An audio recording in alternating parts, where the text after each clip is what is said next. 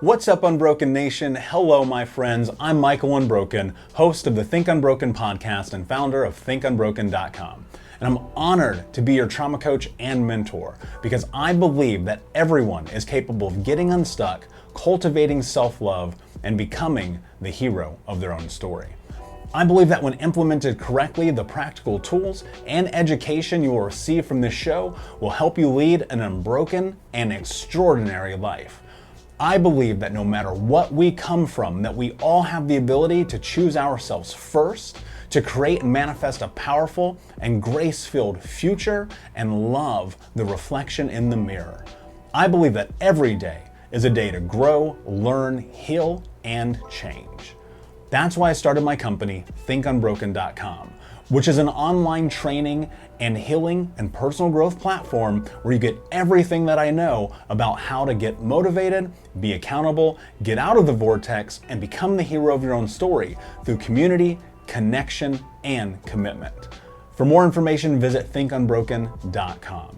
Please listen closely as you may learn just one thing that will help you be unbroken. And please share this episode with at least 3 of your friends because we all need community and connection in our healing journey.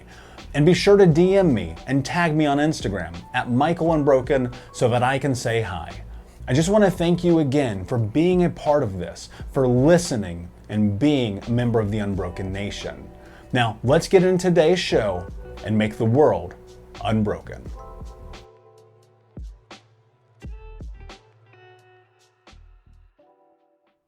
Hard work.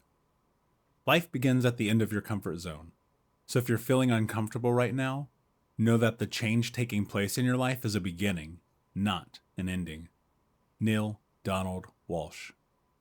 I knew when I decided to take my healing journey to the next level that it was going to be hard. I knew that I had a stadium worth of trauma to unearth, and that doing so would be the hardest thing I had ever done. I don't want to sugarcoat this shit. What you are about to embark on throughout this journey is going to test every bit of spirit that you have. That's the truth. For years, I felt misaligned with who I was because I was working hard for the wrong things with the wrong motives. I chased money, drugs, material possessions, and women. But those endeavors didn't make my life better. And because of that, my efforts, while fruitful, at most times were also disastrous. When I made my choice to take the first step, I came to the understanding that the hard work ahead could not be measured against metrics or timelines. Measuring the success of the hard work involved in healing trauma is based around the understanding of who you are in the current moment and if you are moving in the direction of your wants, needs, and interests relative to who you want to be. There is no scale or bell curve to see if the work you are doing is paying off. Thus, you have to be diligent in giving yourself the space to stay the course without judgment or persecution. On paper, the idea of self-care, healing, and going towards who I am felt simple. Yet, in practice, it was a daunting battle of will and determination. My journey of healing will never be over, but it is easier to continue forward without expectation or define milestones. I simply stay the course. Here are the healing processes that I didn't realize were going to be hard. Keeping my commitment to therapy, loving myself, talking about the past, letting go of shit that didn't matter, taking a stand for myself, sharing my story, telling the truth to people in my life, giving up drugs, not using alcohol to numb my emotions, realizing that I hated the person I was and doing something about it, packing up my life and moving, feeling emotion, crying, finding love for myself, identifying my values, wants, needs, and interests, honoring my values, choosing honesty at all times, being single, being celibate, including porn, going to the gym, eating healthy and nourishing food, celebrating my victories, owning up to my own shit, asking for help, and most importantly, owning who I am. All of these processes were possible because I chose to have the courage to tap into the exact person that I felt was inside. Owning yourself includes owning the good, the bad, and the ugly. Owning who I am is something that I still do every day, even though for years I have felt very in tune with who I am. I am always growing, always changing, always learning, and always moving forward. Owning myself includes the times when I am successful and when I fail. Both are equally important. I believe that ownership is the hardest thing that you can do because owning your story means that you have to accept that really bad shit happened to you. It fucking sucks to have to come to terms with the facts that you were beaten, emotionally abused, molested, or anything else in between.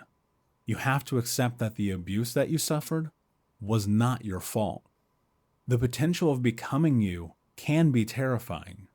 When your environment has set the expectation that you are a failure and you own up to that in life, business, and relationships, then reframing that sequence and stepping forward is seemingly impossible.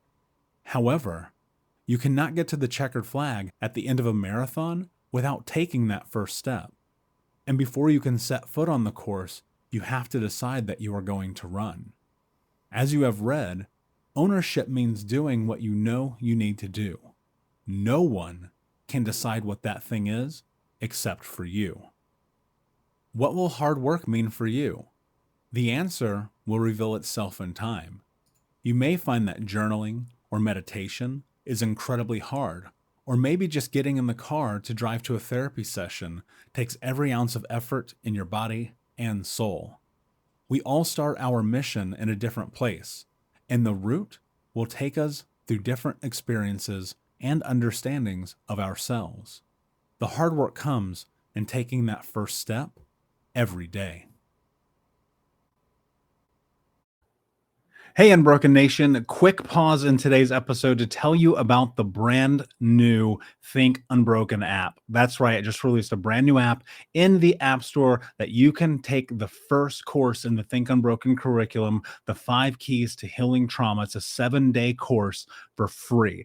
All you have to do is go into your App Store right now. You can pause this video and search Think Unbroken. That's on both Apple and Android. And you can take the Think Unbroken 5 Keys to Healing Trauma 7-day course for free. This is daily coaching from me. It's daily activities, daily check-ins. I built this course in this app specifically to bring huge value to you in your life, where you're at and what you're trying to do and going next and becoming the hero of your own story. So check out the App Store again, Apple and Android. Just simply search Think Unbroken and you will see the Think Unbroken app. And until next time, my friend, be unbroken. Time and patience. Let us remember that humanity's story has only 2 perennially reoccurring themes: struggle and progress. Brendan Burchard. Time and patience are not the same, but they are mutually exclusive in my experience. You may find that time and patience will be the cornerstone of your trauma healing journey. 3 years ago, I was sitting in my therapist's office on the inner northeast side of Portland. It was a dreary, cold, early spring day. The trees had not yet started to bloom after a bitter winter. The sun would peek its head through the clouds in the early afternoon from time to time, but for the most part, the weather was ripe for sadness. As the sun poked through the clouds, reflecting off the droplets of rain sitting on the steam-covered window of the office, I leaned back in my chair and had the realization that I was never going to be done with healing. I looked towards my therapist and said, "No offense, but I don't want to be in this fucking office right now. I don't want to talk to you about shit that isn't my fault. I didn't deserve what happened to me, so why the fuck am I the one paying the consequences for other people's behavior? I fucking hate this. I hate wasting my time talking to you, and I hate the fact that every Wednesday for years, I have spent my evenings in here or some other chair talking about getting fucked up by the adults who were supposed to care for me. This fucking sucks." I remember this conversation like it was yesterday because it was the first time that I knew without a doubt there is no end to this process.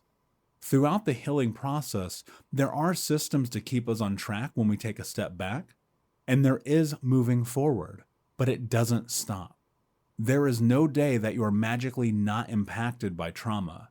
There are days that it will not exist, and there are days that it will remind you that it is always there.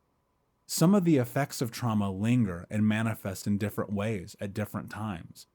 I believe that you can mitigate the impact of trauma and lessen how past experiences impact you, but all of the time in the world doesn't make what happened go away.